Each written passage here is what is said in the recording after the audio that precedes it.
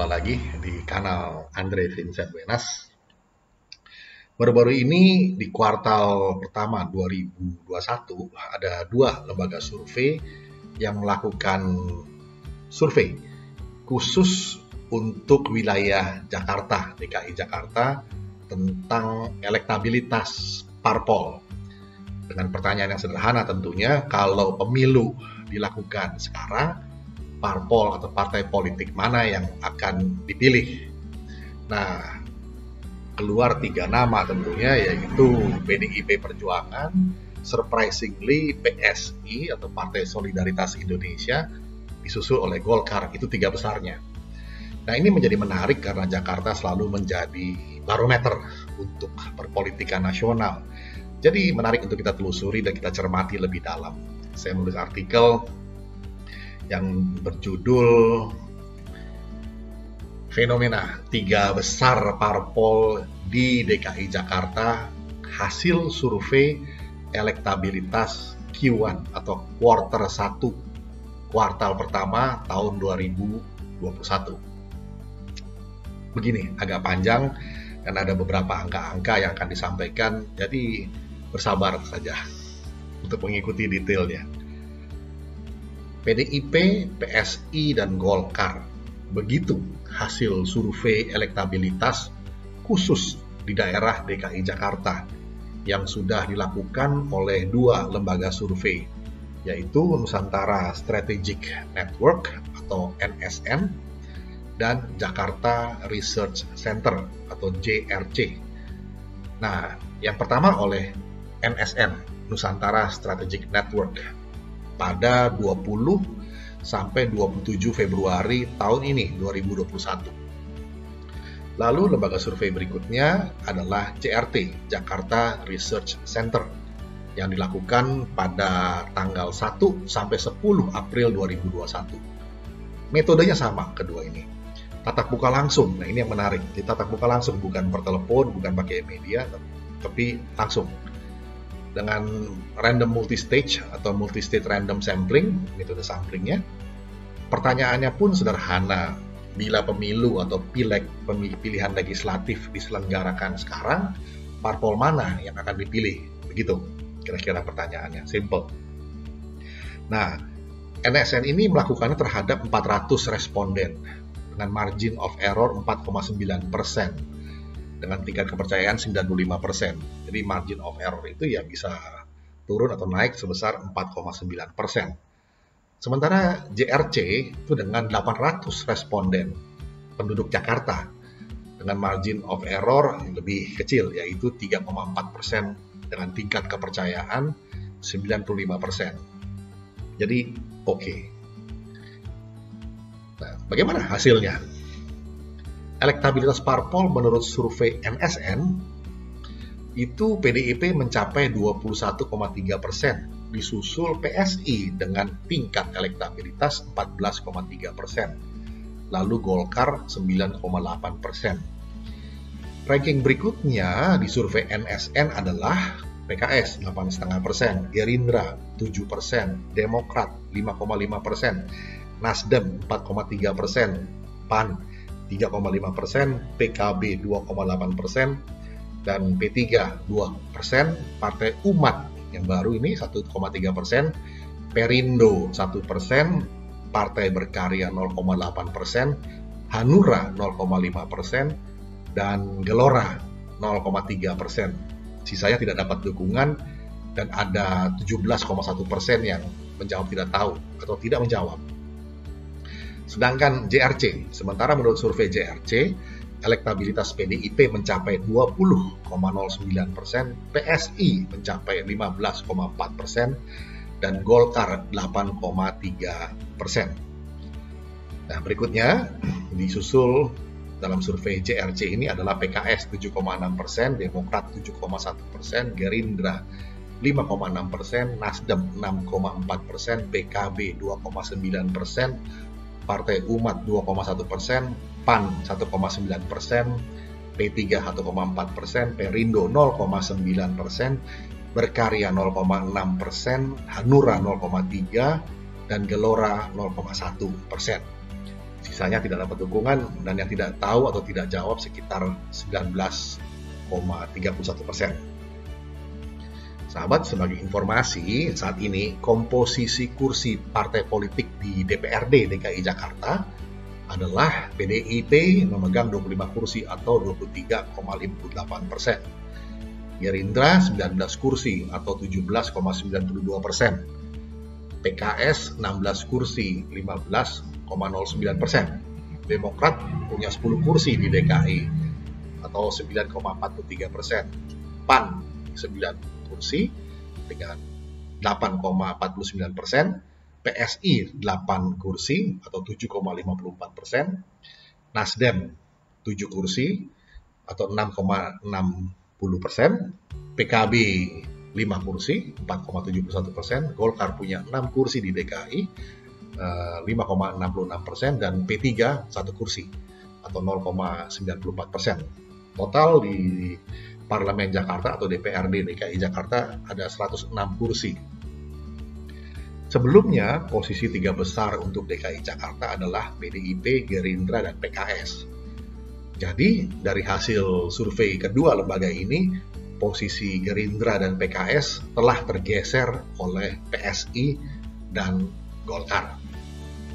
Itu timbul pertanyaan, mengapa Gerindra dan PKS tergeser oleh PSI dan Golkar, sementara PDIP masih bertahan di posisi teratas walau persentasenya menurun.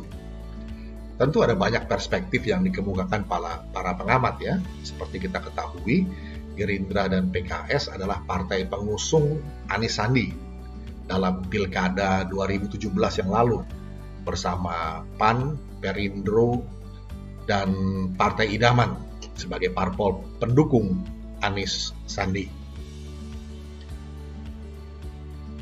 Sementara lawan Anies Sandi dalam putaran kedua waktu itu, Ahok Jarot, diusung oleh PDIP, Golkar, Hanura, dan Nasdem, serta partai pendukungnya adalah P3, PKB, PKPI, dan PSI.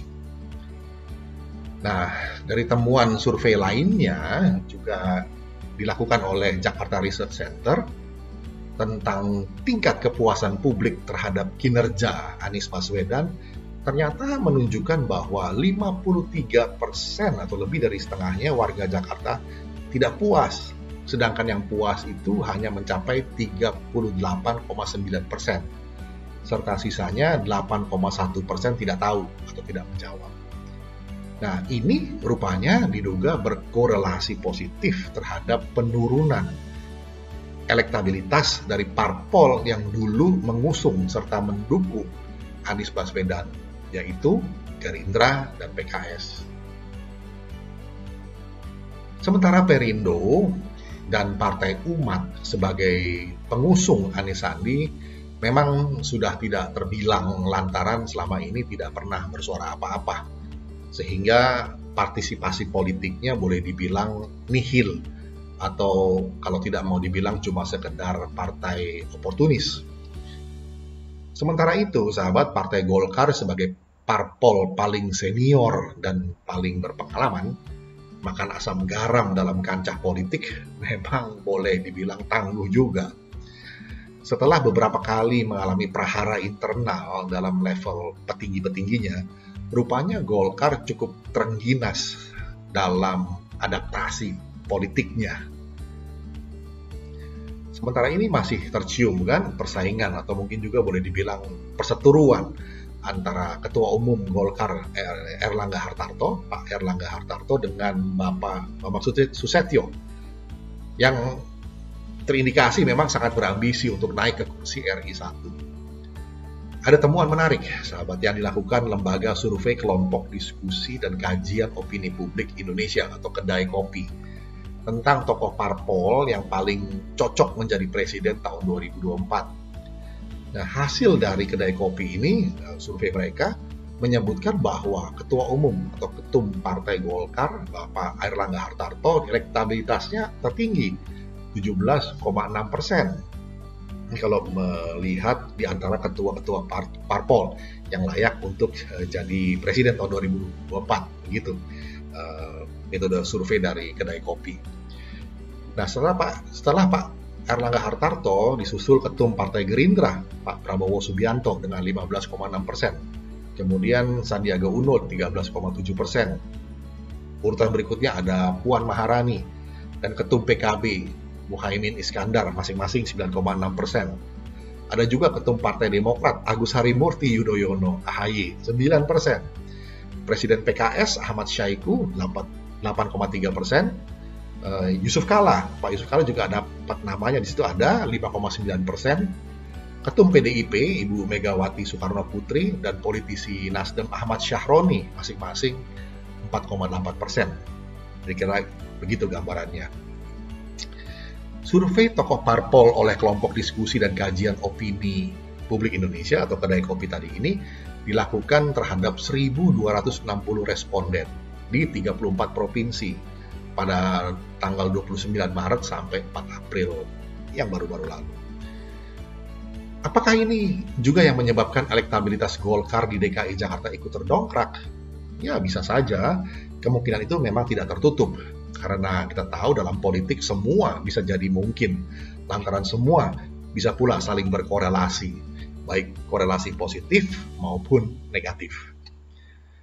Dan ini yang penting juga, rupanya persaingan internal antara Pak Erlangga Hartarto dengan Bambang Susetio yang sekarang menjabat sebagai Ketua MPR itu dipandang sehat-sehat saja dalam konteks demokrasi oleh para konstituen. Kemungkinan besar juga Golkar tidak lagi dipandang sebagai partai dinasti atau partai keluarga pasca rejim Orba tumbang. Singkat kata, sahabat, kelihayan Golkar sebagai organisasi atau parpol memang mesti diakui bahwa kelasnya cukup tinggi. Golkar boleh dibilang semacam suhu lah gitu ya, guru besar dalam dunia persilatan politik nasional. Sementara PSI sebagai partai paling muda ternyata bisa juga ya menohok terus ke papan atas di kancah perpolitikan ibu kota. Parpol ini dipandang sebagai suatu fenomena disruptif, sebagai istilahnya orang bikin kacau para kecoa politik maupun para anteknya. Parpol ini seperti garam ibaratnya, walau kecil sedikit tapi bisa memberi rasa gurih. Juga garam itu bisa bikin lintah yang selama ini menghisap darah atau uang rakyat mulai gerah dan meleleh. Intinya, PSI dipandang parpol progresif yang mampu menggoyang zona nyaman para penyamun politik yang selama ini dengan rakus merampoki APBD atau uang rakyat. Sahabat, adalah realitas politik yang tak terbantahkan pula bahwa PSI adalah parpol yang paling konsisten dalam mengkritisi kebijakan eksekutif di Jakarta. Berbeda dengan beberapa tokoh parpol lain yang hanya dibilang koar-koar tanpa komitmen yang jelas. Begitu mereka diajak oleh PSI untuk menginterpelasi Gubernur Anies, semua malah mingkem, pura-pura budek, dan malah meninggalkan PSI sendirian. Bahkan walk out saat PSI menyampaikan pandangannya di parlemen. Ada pula tokoh parpol lain yang baru jadi kritis atau cuma acting seolah kritis terhadap kebijakan Anies Baswedan hanya pada saat-saat masa pemerintahannya sudah hampir habis. Tahun depan masa pemerintahan Anies sudah habis. Anies berkuasa sejak Oktober 2017 dan akan berakhir Oktober 2022 tahun depan. Jadi mereka seolah hanya ingin jadi pahlawan yang sayangnya malah tampil sebagai pahlawan kesiangan. Tentu saja fenomena konyol seperti ini terbaca oleh publik Jakarta yang relatif cerdas politik. Tak gampang lagi dikelabui dengan lagak munafik parpol yang selama Oktober 2017 sampai Desember 2019 ini periode DPRD DKI Jakarta pra Pileg 2019 yang faktanya telah mengakomodir semua anggaran yang diduga awur-awuran itu. Baru, sahabat, sejak fraksi PSI bercokol di Parlemen Jakarta, semua jadi rame lantaran cerewetnya para legislator PSI di Kebon Sirih. dari sejak awal sampai sekarang.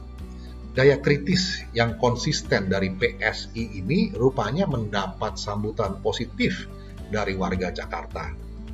Ingat saja, mulai dari rencana atau rancangan bancakan lewat lem ibon, komputer, pasir, trotoar, Formula E, pohon mahoni, lahan kuburan, damkar, sampai proyek gagal rusun DP 0 rupiah. Kemudian mengecat atap-atap rumah dengan warna-warna, juga kolong jembatan dan jalan layang, kemudian peristiwa banjir, sampai monumen-monumen yang ya boleh dibilang tidak berfaedah, seperti monumen bambu getah-getih, batu gabion, dan sekarang ada lagi monumen sepeda abstrak.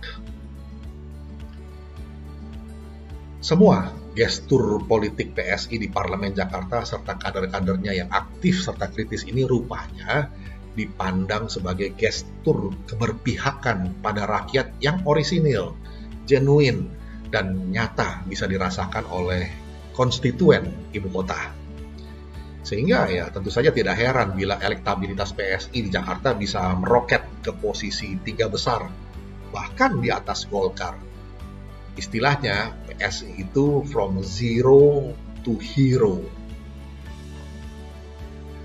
Sementara itu PDIP tetap mempunyai keunggulan sebagai parpol pengusung utama pada waktu pasangan Jokowi Amin. Walaupun dampak dari apa yang disebut dengan coat tail effect atau efek sebagai pemenang pemilu atau pileg 2019 itu tetap ada. Hanya saja buat PDIP ini perlu dicermati lebih dalam lagi adalah fenomena keunggulan hasil survei PDIP untuk wilayah DKI Jakarta yang mencapai 21,3% versi NSN dan 20,09% versi JRC itu rupanya menurun bila dibandingkan dengan hasil pileg 2019 lalu yang sebesar 23,5%. Nah, ini yang perlu diwaspadai juga. Sahabat, seperti kita pahami bersama, konstelasi elektabilitas parpol itu bisa sangat dinamis. Tak ada yang tetap sama dari satu periode ke periode berikutnya. Itu semua sangat tergantung berbagai faktor. Misalnya saja soal kiprah para kadernya selama ini, juga sikap politik resmi parpol terhadap berbagai fenomena sosial, ekonomi, politik, hukum yang terjadi di tengah masyarakat. Perilaku politik atau political behavior seperti ini tentu bakal mendapat penilaian sendiri dari masyarakat atau konstituen parpol yang ada di segmen swingers, yaitu masa mengambang, maupun juga pendatang baru atau pemilih-pemilih baru. Kalau segmen loyalis atau yang disebut dengan segmen fanatik ini kemungkinan akan lebih stabil karena mereka sudah ya fanatik gitu ya. Right or wrong is my party katanya. Nah, ini tentu perlu disikapi oleh para politisi PDIP untuk membenah diri terus-menerus agar klaim politiknya sebagai partai wong cilik benar-benar begitu pada kenyataannya. Bukannya malah semakin dipersepsi sebagai partai dinasti atau partai perkoncoan yang semakin lama terkesan semakin elitis. Kasus Harun Masiku misalnya dikatakan masih menjadi batu sandungan bagi PDIP. Ini mesti dituntaskan segera sebelum tahun 2024. Karena kasus ini bila semakin dipendam, bau busuknya malah bisa menyebar kemana-mana. Akhirnya kita menganggap survei elektabilitas parpol di wilayah DKI Jakarta ini menjadi penting untuk kita cermati bersama. Lantaran DKI Jakarta boleh dibilang adalah etalase politik nasional. Apa yang terjadi di Jakarta kerap menjadi spotlight atau lampu sorot begitu ya, wacana politik nasional pula. Dan bahkan bisa jadi referensi atau acuan bagi konstituen dari daerah-daerah lainnya. Apalagi di era internet seperti sekarang ini, berita dan wacana publik di ibu kota bisa merembet cepat, menembus dinding-dinding penyekat, hampir tanpa batas ke seluruh Nusantara. Nah, ini ada geopenutup. The truth cannot remain hidden for long when so many windows remain open for an exchange of information and communication in an internet era. Begitu kata Pak Anuj Somani.